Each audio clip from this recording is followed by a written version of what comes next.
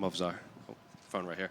Obviously, we were supposed to see you back in October before Aljamain, pulled out and they pushed this to December. So I guess during that time, has it just been frustrating to kind of pause and then having to restart and peak again, or just how's fight camp been since it's been so long? So he's pulled out like 2 weeks before the fight, and I didn't cut my weight. I just keep doing what I was doing. So I just make my camp a little bit longer. So nothing changed. Was there any frustration on your end that he pulled out so close to the fight? Какое-то раздражение было от того, что он так близко к бою решил сняться? Yeah, because I already been in Utah, with my team, and very first day I knew that he's pulled out. That made me a little bit, nervous. But it's MMA, and someone can pull out, or someone get the injury, or something happen. Even when you cut your weight, you already go through weight in, and then something happened. Like in China, when my opponent pulled out after weight in, and you have to be ready for this, and that thing cannot make you как сломать. Can break you, right? On your Instagram, you seem to have fun, kind of talking trash with him. You use the hashtag stay healthy Aljo. You did the video with the birthday cake. Because he sent me a message directly on Russian. I know one of his friend help him translate some word, and he tell me don't push the brake if you translate in English. But we know who pushed the brake before, so I said, just stay healthy, bro. This is most important thing for me. So is this personal for you, considering you two have been kind of trading barbs online, and he accused you of doing steroids, and then he got hurt? And is this personal for you? I don't know what this guy looking for. How you can say that someone using steroids if you don't know? He said, I don't see, but I know. How you know who you are? I have USADA or doping control, and just tell them if you know something. And he seems annoyed that he was on the prelims. You tweeted that you didn't really care when you fought. The earlier you kind of like it I too. think we're in prelims because of him. But I don't care. Same money, nobody care. So maybe even better to stay in prelim for this card, because more people will watch our fight. So как сказать, лишний раз больше людей узнают, кто следующий претендент за пояс. So another time, people will be able to find out who is the next contender for the belt. Yeah. One more on the prelims. So you think the UFC put Aljamain on the prelims because he might be boring, or a bad relationship? I don't know. I don't think that this fight is gonna be boring, because his style and my style is when two wrestlers fight each other, it's always good fight. And you said that this fight could determine the next contender, but a lot of people are saying Ilia is rematching Volkanovski. Ilia wants to go to lightweight. Do you think people are forgetting about? I don't think that's a good idea to fight with Volkanovski again. Volkanovski is a legend, but he's done. And Max Holloway also. They are being good fighters for a long time, but time is gone, and fresh blood is here. So let me prove that I'm champion. When Magomed Ankalaev fought in Abu Dhabi, Dana said that he needed an exciting fight to get the next title shot. Do you feel like you need to put on an exciting fight as well to get the next title shot against Ilia? Yeah, everybody talking about finish. Okay, if you need finish, try to finish me. So I think for this fight, I'll do something. We were preparing for this almost 1 year since I won my fight January, and this guy is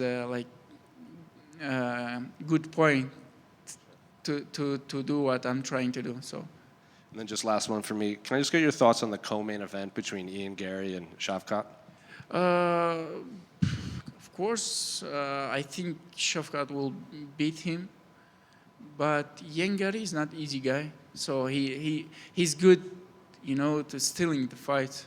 He always I don't say that he's bad. He's trying to get victory and he's undefeated. But with Shavkat is a little bit different, and this is 5 rounds, I guess, and he will find a moment to finish this guy. So Shavkat. You mentioned already a little bit about your thoughts on the prelims, but was it nice to see how many fans were sticking up for you guys and wanting that fight to be higher up on the card? People confused about this because we are not in main card, and I can understand them, but I'm not really care. This is same 3 rounds, 5 minutes, same money, same guy, and when I step in the cage, I see nothing, outside. So I'm focused on my opponent. For me, it doesn't matter.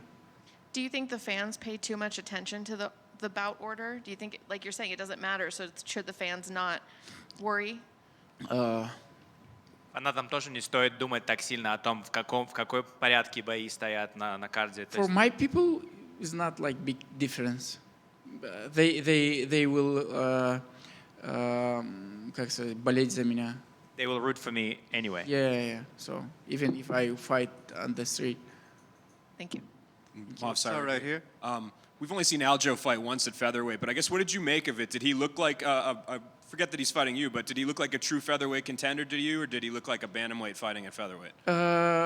He showed good fight with a cutter, but cutter after big rehabilitation after his injury, and he's good guy to fight when you moved up because he's a striker and it's easier for wrestlers, and he just take him down and hold him there for 3 rounds. I don't think that anyone can do it against me, so it's gonna be not easy for him to see that power in featherweight after bantamweight. Thanks. Movsar, when Aljo pulled out in October, you had tweeted at Diego Lopez, hey, you got 2.5 weeks to step up and be ready. Yeah. How serious were you about potentially having that rematch? When first time he fought with me, he have nothing and nothing to lose. And of course, it's good point to sign with UFC, even if you know that you will lose. But this kid showed good fight against me, and I also was in a short notice. But now, after his couple victories, when I called him, he has something to lose, and he knows if he lose again against me, and people will know that he never will be champion. So that's why. And I saw him a couple days ago when I came to Vegas, and I asked him, bro, when is your fight? He said, I don't know. I said, let's fight. He said, okay, March. But sometimes you're ready to fight for 4 hours short notice, for 5 days or something like that. But with me, it's a little bit different. Movsar, One final one. Okay. You've obviously still been winning. He is still winning. Do you feel like eventually you two will find each Anytime. other again? Yeah, like I said, I was waiting for this fight almost a year. So if they don't let me fight for the title, please give me someone in 2 months after this fight, because I have to my time is, I'm already 30 years old, so I need to fight often. Because last couple of years I fight really Not often. Yeah, not often. So I need more fights, because more fights, and your time will gone, and so it's good for my career. Him, Volkanovski, Holloway, doesn't matter. Anyone before they let me fight for the title. Thank you. Movsar, you're one of 3 former M1 Global champions on this card. Shavkat Rakhmonov and Nate Landwehr also were former champs. How strong is M1 Global, and how big of a role did it play in your development? Yeah, from M1 Global, we have a lot of good fighters in UFC. I think it's more. Let me think. Good fighters is everywhere, right? And being champion in like some division is like champion mindset, you know. And this has helped you anywhere where you're fighting.